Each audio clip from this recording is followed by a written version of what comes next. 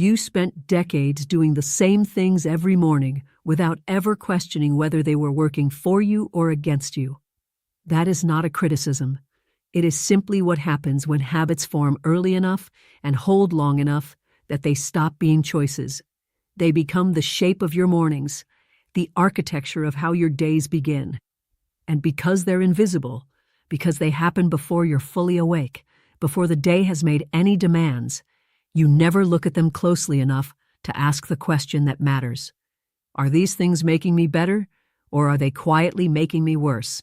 I asked that question later than I should have, and what I found when I finally asked it honestly was that 4 things I had been doing every single morning for decades were costing me more than I understood, in energy, in how my body felt by afternoon, in the quality of my sleep, in the stiffness I woke up with, that I had decided was just the price of being the age I am. It was not just the price of being the age I am. Some of it was the price of 4 habits I had never thought to examine.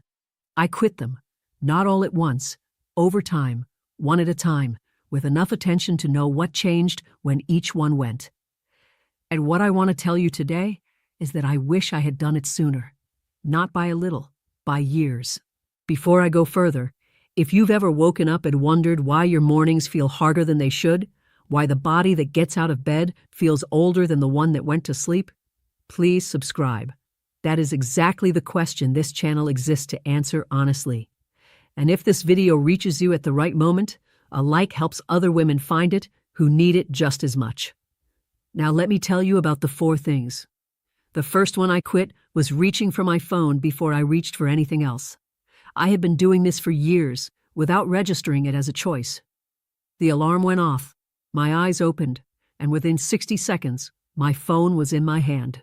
Mensajes, noticias, lo que se había acumulado durante la noche en el pequeño rectángulo que se había convertido en la primera cosa que miraba cada mañana, antes de mirar cualquier otra cosa, incluso mis propias manos, incluso la luz que entraba por las cortinas, incluso el simple hecho de estar despierto y vivo, en posesión de un nuevo día.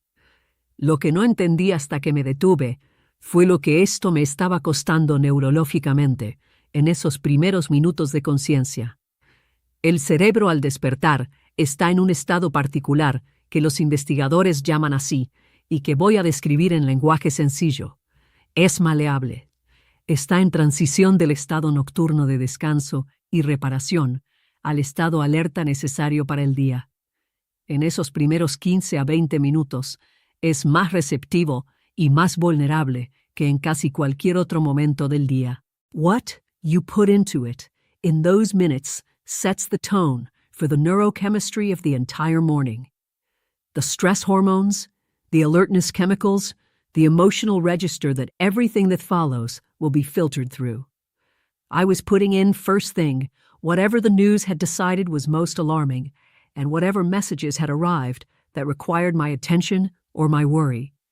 I was beginning every day at a deficit, already responding, already reactive, already in a state of mild alert before I had done a single thing for myself. I stopped, not dramatically. I simply moved the phone to the other side of the room before I went to sleep. Getting out of bed to reach it introduced just enough friction to break the automatic reach. And in the space that opened up, those first 15 minutes when the phone was not in my hand, I found something I had forgotten existed. The quality of waking up slowly, of lying still for a moment and noticing how the body feels, of beginning the day from the inside out, rather than immediately orienting to everything outside. Within 2 weeks, my mornings felt structurally different, not because anything dramatic had changed, because the first input of the day was no longer someone else's emergency or the world's latest catastrophe. It was the quiet of my own room, my own thoughts, my own body reporting in for the day before the day had a chance to tell it what to feel. The second habit I quit was eating breakfast within 20 minutes of waking. This one is harder to explain because it runs against something most of us were told so many times it became fact. That breakfast is the most important meal of the day and that eating it promptly is responsible and correct and what sensible people do. I believed this. I acted on it for decades, and I am telling you now that for my body, at this stage of life, it was wrong. What I notice, not from a book, not from a recommendation, but from paying attention to my own body with more honesty than I usually brought to it, was that the mornings when breakfast came later felt different from the mornings when it came immediately. The difference showed up in the digestion, which was calmer on the later mornings. It showed up in the joint stiffness, which was less on the mornings when I had given my body more time before asking it to process food. It showed up in the energy, which was steadier through the late morning and afternoon, when breakfast came at 9 or 9:30 rather than at 7. What I came to understand, in the way I understand things, not through science, but through sustained attention to my own experience, is that the body upon waking is finishing something. The overnight work of repair and clearing and organizing does not end at 6 in the morning because the alarm went off. And if you pour a meal into that process before it has completed, you interrupt it. The clearing doesn't finish. The digestion begins on top of something unresolved. And the whole day carries a low-level cost of that interruption that I had been paying for years without a name for it. I quit eating within the first hour. I drink water first, a full glass that I pour the night before and leave on the nightstand. Then tea. Then the garden or the window or the notebook or whatever the morning asks for. And breakfast when something in me actually asks for it, which is rarely before 9 and sometimes closer to 10. My digestion changed. My morning stiffness changed. The afternoon slump that I had been medicating with a biscuit and a cup of tea at 3 o'clock stopped requiring medication because the cause of it had been addressed at its origin, 4 hours earlier, by not creating the problem in the first place. El tercer hábito que dejé fue el que menos ganas tenía de contar, porque requiere admitir algo que no me favorece. Dejé de empezar cada mañana repasando todo lo que estaba sin resolver. No en voz alta, no a propósito, pero en esos primeros momentos de vigilia, antes del teléfono y antes del desayuno y antes de que cualquier mañana visible hubiera empezado, mi mente tenía la costumbre de ubicar enseguida las cosas que no estaban terminadas. La conversación que no salió como quería. La preocupación sobre alguno de mis hijos que no tenía solución.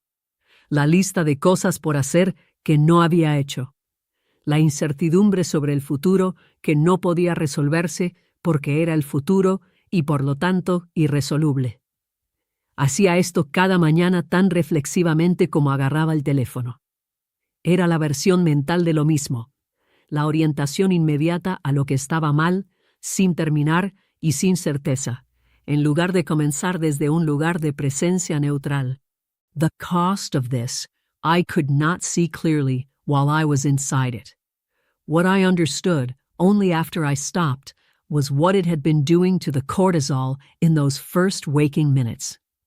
The stress hormone that is already naturally elevated in the early morning, this is normal, it is part of what wakes you up, was being amplified by a mind that had learned to begin every day in a state of low-level problem awareness.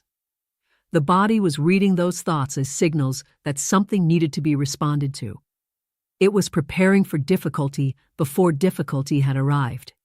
And that preparation, sustained every morning for years, had become the background radiation of how I felt by 9 o'clock. What I replaced it with is simple enough to describe and requires more practice than it sounds. Before I allow the mind to go anywhere in the morning, I give it something small and present to do first. I move my toes. I notice the light. I register how the body feels in this specific moment before I ask it to carry any of yesterday's weight or tomorrow's uncertainty. It takes perhaps 3 minutes. It does not solve the unresolved things. They are still there when I am ready to address them. But I address them from a different neurological starting point, from a body that has not already been in a mild stress response for 40 minutes. The difference in how I feel at 9 o'clock on mornings when I do this versus mornings when I forget and fall back into the old pattern is significant enough and consistent enough that I trust it completely now. The fourth habit I quit was the hardest to quit because it did not feel like a habit. It felt like care. I quit drinking coffee first thing. I know, I felt the resistance when I first considered it, and I am feeling yours now from here. Coffee is not just a drink. It is a ritual. It is the smell and the warmth and the particular feeling of being properly awake that nothing else produces in quite the same way. I am not telling you coffee is bad. I am telling you that coffee on an empty stomach, as the first thing you put in your body in the morning, was doing something to my digestion and my anxiety levels and the quality of my afternoons that I did not connect to the coffee until I separated them. What I discovered when I moved the coffee, not eliminated, moved to after I had eaten something and after the water and after the tea, was that the jitteriness I had been calling my natural energy level in the mornings was not my natural energy level at all. It was a cortisol spike triggered by caffeine on an empty stomach, amplifying the cortisol that was already naturally elevated in the early morning. And the crash that followed, the particular flatness of mid-morning that I had been compensating for with a second cup, was the other side of that spike. On the days I now have coffee after breakfast, mid-morning, the energy is steadier. The jitteriness is gone. The second cup is rarely wanted because the first one was not spiking and crashing. It was simply adding warmth and pleasure to a morning that was already functioning. And the afternoons, which used to require management, largely take care of themselves. I want to close with something I mean very carefully. None of these 4 habits were dramatic. None of them would have made headlines as problems. They were ordinary, respectable, widely shared habits that most people would have looked at and called healthy or sensible, or simply normal. The phone in the morning, the prompt breakfast, the mind going straight to what needs solving, the coffee first thing. What I am telling you is that ordinary habits can have non-ordinary costs when they are never examined. And that the mornings, specifically the first 30 to 60 minutes of them, have an outsized influence on everything that follows in a way that I did not take seriously until I experienced the difference. I quit these 4 things later than I should have. I know this because of how different the mornings are now. Not dramatically different, not young again different, genuinely different in the specific sense that the body that gets up now gets up less burdened than the body that was getting up 5 years ago. Less stiff, less already behind, less like something that needed to be warmed up before it could function. I wish I had understood this sooner. I am glad I finally understood it at all. Your mornings are yours before they belong to anyone else. What you do with the first hour of them matters more than most people know until they change it.